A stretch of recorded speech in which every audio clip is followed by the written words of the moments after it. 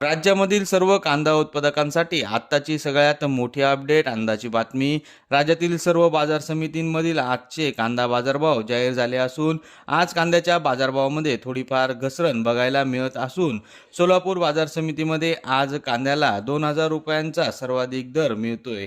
कांद्याच्या सरासरी भावात पुन्हा एकदा घसरण सुरू असताना सध्या कांद्याला 700 ते 1500 रुपयांच्या दरम्यान सरासरी दर बघायला मिळतोय. बांगलादेश, दुबई आणि श्रीलंकेतून भारतीय कांद्याला पुन्हा मागणी या ठिकाणी बघायला मिळत आहे.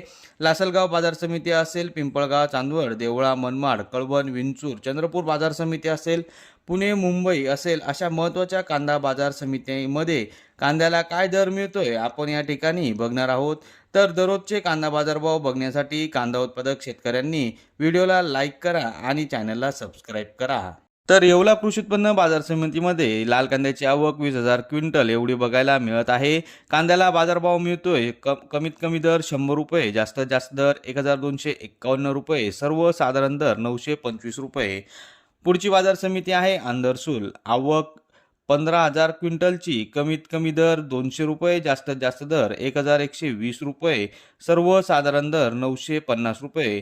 पुढची बाजार समिती आहे लासलगाव. आवक 30,814 क्विंटलची, कमीत कमी दर 500 रुपये, जास्तीत जास्त दर 1372 रुपये, सर्वसाधारण दर 1100 रुपये.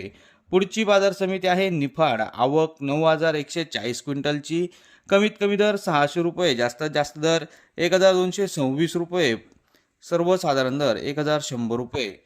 पुढची बाजार समिती आहे विंचूर. आवक 22,312 क्विंटलची, कमीत कमी दर 500 रुपये, जास्तीत जास्त दर 1261 रुपये, सर्वसाधारण दर 1060 रुपये.